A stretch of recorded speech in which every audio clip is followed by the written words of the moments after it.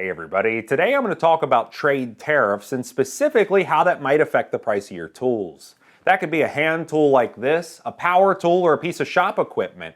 And if you're watching the news or maybe reading news online, you're probably seeing the word tariff over and over again, and you're not sure exactly what that means and how it's going to affect you down the line.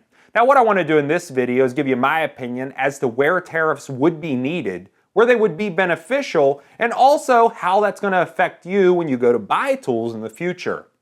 A tariff is basically a tax on imports designed to do two very specific things. Number one, it can eliminate unfair competition from foreign companies who can make products cheaper and sell them cheaper, driving American companies out of business. Number two, it keeps a large portion of the foreign profits in the USA, directly putting it back into the economy. A common misconception when it comes to hand tools, people automatically think if it's made overseas, such as Taiwan or China, it's going to do the same thing at a much lower price point. Now, in some cases that is the truth, but in many cases it's not, and to prove that, I bought two pipe wrenches at the Home Depot tonight. We have a Milwaukee made in China pipe wrench, and we have a rigid made in USA pipe wrench. These are both 18 inches long, they have the same capacities, and the Milwaukee came in at $42.97. Technically, it is cheaper than the rigid, but the rigid's price was $42.98. So by spending 1 penny extra, I went from a made in China item up to a made in USA item. When we examine what the probable cost breakdown is with each wrench, you will see where a tariff could be applied and it's not going to change the overall price at the store. Now currently both of these are $43 off the shelf, but the Made in USA item without a doubt has higher production costs. That's going to cover the materials and the labor. And I would estimate at that $43 price tag, it costs about $10 for parts, $13 for labor, and then the store is going to want to make a profit somewhere around $10. That leaves rigid making $10 profit off each sale. When we look at Milwaukee, the production costs are going to be much lower. The materials and labor are going to come in much less. And with that same $43 price tag, I would say they're spending about $5 on parts, $5 on labor, and then with the store making the exact same $10 profit, Milwaukee's now making a $23 profit off each sale. If let's say a trade tariff was applied to those products of $13 per unit, they would still have a profit margin of $10, equaling the Made in USA item.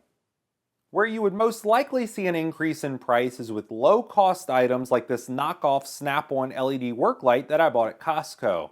Now this was $30. It has a very low profit margin because they're splitting that between the Snap-on licensing fees, the production cost, shipping, as well as what Costco needs to make as far as a profit. And when you take all that into account and you look at $30, they cannot be making a lot on this. So let's say this was hit with a trade tariff, most likely the price would go to $35 or $40, or more likely it would just be replaced with a different brand that could be produced cheaper.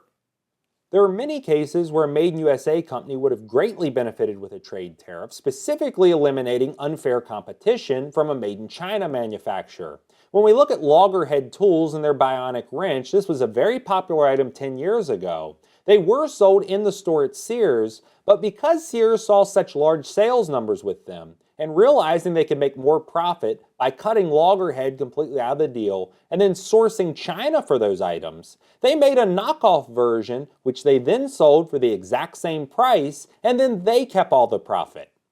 The bionic wrench has a very simple operation because all you'll have to do is squeeze the two handles together in order to operate it. You don't have to pick out exactly what size you want, and if we notice, there's 6 jaws that are going to clamp down evenly around a center position. Now this is replacing a wide range of both metric and standard size wrenches, and because it has even clamping pressure, even if something's damaged or rounded off, it can typically remove or install it with no problems. Now Craftsman, because these were so popular, decided to introduce this, which operates the same way, and it also is designed almost exactly the same as the bionic wrench. There's 6 jaws that close around the center. The sizes covered are going to be exactly the same and the price is the same. But because this is made in China, they can produce them much cheaper. If there was a trade tariff in place, they couldn't have produced these nearly as cheap and most likely would have not worried about it and kept the bionic wrench as one of their main selling tools. If that was the case, the bionic wrench employees would still be going to work every day, and it would prevent them from being laid off.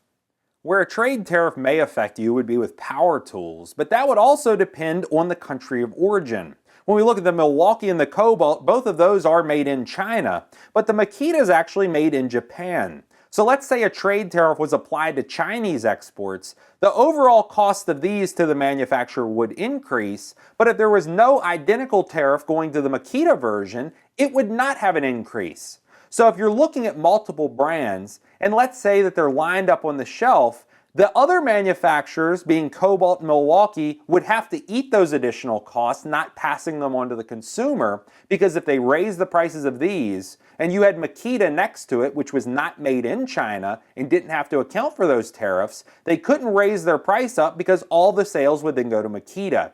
So what you're looking at in that case is having products on the shelf that don't have nearly the profit margins that they used to. But remember, there's also huge markups in the battery packs. A 4 amp hour pack on the Milwaukee off the shelf is somewhere around $120, but the 4 amp hour pack on the Cobalt is only $50. In fact, on the shelf at Lowe's, they sell a 1.5 amp hour pack for $10 every day. And that means that the overall production cost for that battery pack is going to be very minimal. And to really prove the point why one manufacturer is not going to be able to raise their prices where everybody else is going to stay the same, just imagine each one of these battery packs is a gas station on the corner. Now this could be a 4-way stop. All 4 gas stations could have the exact same price of $2 a gallon, and the cars are going to be spread out pretty evenly. But let's say all of a sudden DeWalt decides that their gas needs to be $3 a gallon. They're not going to have the same cars they're filling up. What you're going to have is one car go over to Milwaukee, another one to Makita, and another one to Ingersoll Rand, and nobody's going to be filling up at that station. That means that just because they won't be making as much profit does not mean that they can automatically raise the price up to account for that. They're going to have to eat the costs. So that should give you a real good idea as to how a tariff works, how it can be applied to a product, and how the company is most likely going to have to eat the costs, and they're not going to be able to raise the price at the store because of all the competition out there. Now that's going to be hand tools as well as power tools. And if we think about sales they have, such as a Black Friday sale or maybe a Father's Day sale, you'll see extreme discounts come, and they're not giving the tools away for free. They're still making money, but they're not making those huge profit margins that they normally do. So you could have a trade tariff applied to that product. They're not going to make as much as the year goes on, but they're still going to make money, and because of the other items on the shelf from other manufacturers, they're going to have to keep the price to you exactly the same.